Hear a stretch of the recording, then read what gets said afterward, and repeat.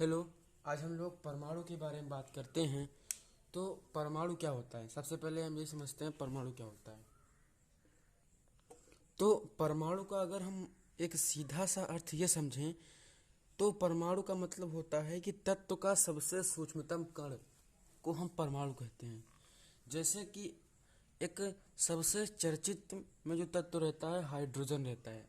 Hydrogen के बारे में हम लोग ज़्यादा बात करते हैं क्योंकि वो हल्का भी होता है और उसके बारे में बात करने में थोड़ा आसानी भी होती है।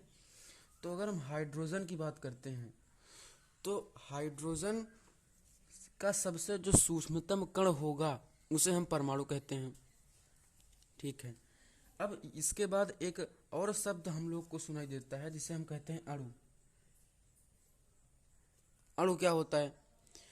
अणु का मतलब ये होता है कि अगर दो तत्व तत्व का सबसे सूक्ष्मतम कण मतलब हाइड्रोजन का, तो हाइड्रोजन भी तो एक तत्व ही है ना। तत्व का सबसे सूक्ष्मतम कण को हम परमाणु कहते हैं। जैसे एक परमाणु ये हो गया, एक परमाणु ये हो गया। ठीक है। दो हाइड्रोजन यहाँ पर आप सभी को दिख रहे हैं। जब ये आपस में मिलेंगे मतलब ये दोनों का आपस में मिलाप होगा तो यहाँ पर दो हाइड्रोजन बन जाएंगे। ठीक है। एक बार फिर से समझ लेते हैं कि जब दो परमाणु ये दोनों ये क्या है, परमाणु ये भी है और परमाणु ये भी है।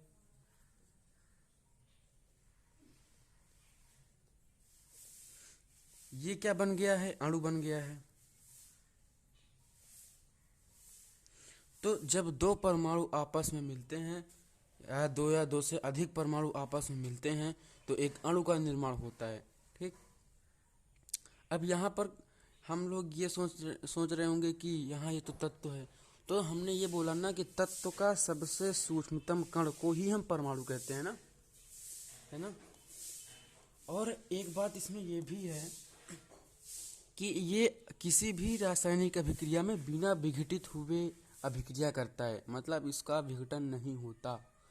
अगर हाइड्रोजन है, एक एक ग्राम हाइड्रोजन, हाइड्रोजन क्या है? गैस है। ठीक है। 1 ग्राम अगर ये हाइड्रोजन है तो ये बाद में भी 1 ग्राम, एक 2 ग्राम मिलेगी आपको। ठीक है। 1 ग्राम इसका और 1 ग्राम इसका। वैसे गैस को तो हम ग्राम में नहीं मापते, वो तो एक वॉल्यूम होता है, उसका आयतन होता है ना। तो उसको हम ग्राम में नहीं मापते। फिलहाल जैसे कि यहाँ पर हाइड्रोजन एक है और यहाँ पर हाइड्रोजन एक है, ये दोनों आपस में मिल जाएंगे तो यहाँ पर दो हाइड्रोजन बन जाएगा। ठीक है। गैस का मात्रक आयतन होता है, लीटर होता है, हम उसको लीटर में मापते हैं, ग्राम में तो नहीं मापते। 1 ग्राम 2 ग्राम किलोग्राम में तो पदार्थ का मात्रा होता है, गैस को तो लीटर में मापते हैं। ठीक है। तो बात ये हो गई कि परमाणु तो हम समझ गए ना कि परमाणु तत्व का सबसे सूक्ष्मतम कण होता है जो रासायनिक अभिक्रिया में बिना विघटित हुए भाग लेता है। ठीक है। और अणु क्या होता है? अणु जिससे जब दो परमाणु आपस में अभिक्रिया करते हैं तो उससे एक यौगिक बनता है जिसे हम अणु कहते हैं। ठीक है। तो इसकी हम डेफिनेशन के बारे में बात कर लेते हैं। तो इसकी डेफिनेशन है किसी तत्व का वह सूक्ष्मतम कण जिनसे अणु बनते हैं, आप समझ चुके हैं पीछे अणु, और जो रासायनिक अभिक्रिया में बिना विघटित हुए भाग लेते हैं, परमाणु जिसे हम इंग्लिश में एटम कहते हैं। ठीक है। ये आपका परमाणु हो गया। अणु के बारे में भी आप समझ चुके हैं कि जिनसे जब दो परमाणु आपस में रासायनिक अभिक्रिया करते हैं तो एक यौगिक बनता है जिसे अणु कहते हैं, है ना। अणु के बारे में हमने नहीं लिखा क्योंकि वो बहुत छोटा टॉपिक है, ये भी छोटा था, लेकिन अगर इसके बारे में आप समझ गए तो अणु तो समझ ही जाएंगे। अब हम लोग थोड़ा परमाणु की आंतरिक संरचना के बारे में बात करते हैं कि अगर इसे अंदर से देखा जाए तो इसकी संरचना किस प्रकार की होती है। तो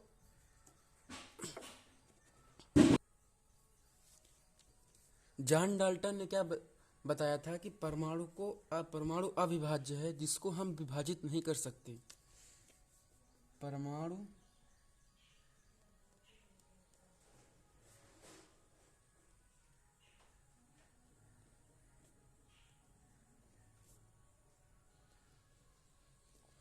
परमाणु अविभाज्य है, इसको हम और विभाजित नहीं कर सकते।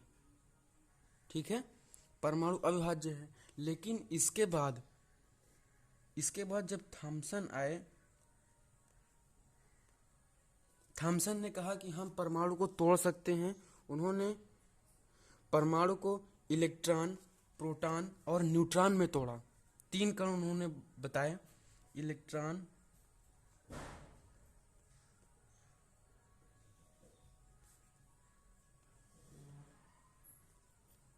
प्रोटॉन और न्यूट्रॉन। ठीक है, ये 3 कण के बारे में थॉमसन ने बताया, लेकिन इनकी खोज अलग अलग कर्ताओं ने किया। खोजकर्ताओं अलग अलग हैं इनके तीनों कण के। तो बात ये है कि परमाणु को तो अब तोड़ा जा सकता है। पहले क्या होता था कि पहले जब डाल्टन ने बताया था कि परमाणु को नहीं तोड़ा जा सकता था, तो सब लोग यही मान लिए थे कि हाँ ठीक है, परमाणु को नहीं तोड़ा जा सकता। लेकिन जब बाद में थॉमसन आए, थॉमसन ने बताया कि हाँ हम परमाणु को तोड़ सकते हैं। उसको हम 3 कणों में तोड़ेंगे, इलेक्ट्रॉन, प्रोटॉन और न्यूट्रॉन। और सारे भी कण हैं, मेसान भी है और सारे कण हैं, लेकिन वो अस्थायी हैं तो हम उनकी बात नहीं करते हैं। तो जो परमाणु होता है वो परमाणु स्वयं 3 कणों से मिलकर बना होता है, इलेक्ट्रॉन, प्रोटॉन और न्यूट्रॉन। जो कि सूक्ष्म ये बहुत सूक्ष्म कण होते हैं। ठीक है, और इन्हें अपरमाणविक कण कहते हैं। 3 कण हैं, तो ये 3 कण, एक कण को, जैसे कि यहाँ पर एक कण ये है, तो इसी को तोड़ करके 4 भाग कर दिया जाए तो ये कण हो जाएगा अपरमाणविक कण। तो इसी प्रकार परमाणु भी एक अपरमाणविक कण होता है। और इलेक्ट्रॉन, प्रोटॉन, न्यूट्रॉन तो होते हैं, आप तो समझ ही रहे हैं। लेकिन यहाँ पर जो इलेक्ट्रॉन होता है, इलेक्ट्रॉन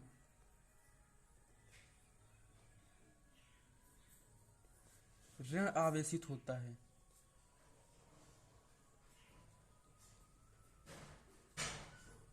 इस पर जो चार्ज होता है, इस पर ऋण आवेशित चार्ज होता है इलेक्ट्रॉन। ये एक इसकी खास प्रॉपर्टी होती है। और जो प्रोटॉन होता है, प्रोटॉन पर धन आवेशित चार्ज होता है।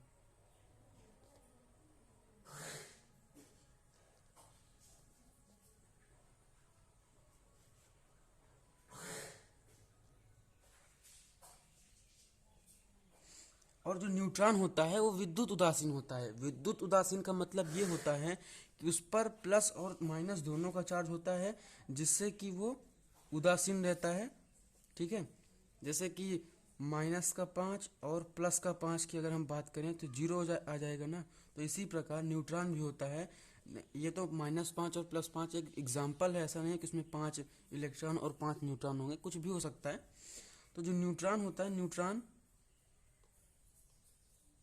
न्यूट्रॉन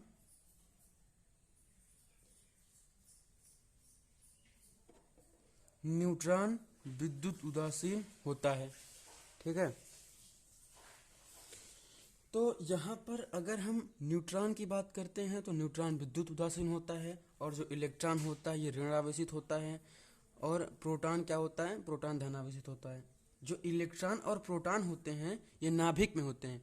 अब जैसे एक चीज़ ये भी समझना है हमें, कभी भी अगर कोई परमाणु के बारे में बात करें तो हमको एक समझना है कि उसके अंदर एक गोला और एक गोला बाहर। ठीक है, ये जो गोला है इसे हम कहते हैं नाभिक। यहाँ पर P+N का मतलब होता है प्रोटॉन और न्यूट्रॉन, ये दोनों चीज रहते हैं। और जो बाहर होता है, बाहर जो इलेक्ट्रॉन, ऋण आवेशित इलेक्ट्रॉन जो होता है, ये बाहर चक्कर लगाता है। ठीक है, वृत्तीय गति करता है, सर्कुलर मोशन। सर्कुलर मोशन आप क्लास 11th में फिजिक्स में पढ़ेंगे। लेकिन यहाँ पर जो प्रोटॉन, न्यूट्रॉन है ये नाभिक में रहता है, और जो इलेक्ट्रॉन है ये बाहर चक्कर लगाता रहता है। ठीक है, और जो प्रोटॉन और न्यूट्रॉन है, प्रोटॉनों की संख्या और न्यूट्रॉनों की संख्या को हम लोग न्यूक्लियन कहते हैं। इसको लिख देते हैं। अगर हम लोगों से कोई न्यूक्लियन के बारे में पूछेगा तो हम लोग यही बताएंगे कि प्रोटॉनों की संख्या और न्यूट्रॉनों की संख्या को न्यूक्लियन कहते हैं। लेकिन अब यहाँ पर बात ये करेंगे कि मास ऑफ इलेक्ट्रॉन कितना होता है, मास ऑफ प्रोटॉन कितना होता है। ठीक है, अब हम लोग इसके बारे में बात कर लेते हैं। इलेक्ट्रॉन का जो द्रव्यमान होता है वो 9.1 इंटू 10⁻31 किलोग्राम होता है। और जो प्रोटॉन का द्रव्यमान होता है, मास ऑफ प्रोटॉन, ये ई हटा देना चाहिए यहाँ से, मास ऑफ प्रोटॉन वो होता है 1.67 इंटू 10⁻⁻27 किलोग्राम। ठीक है। और जो मास ऑफ प्रोटॉन होता है, जो mass of proton is equal to mass of electron, mass of proton 1837 गुना होता है मास ऑफ इलेक्ट्रॉन के। इस चीज को आपको याद रखना है।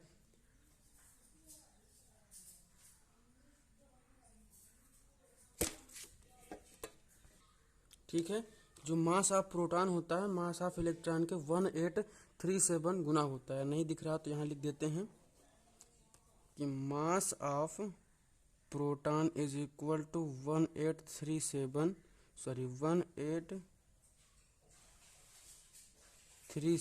गुना होता है मास ऑफ इलेक्ट्रॉन की।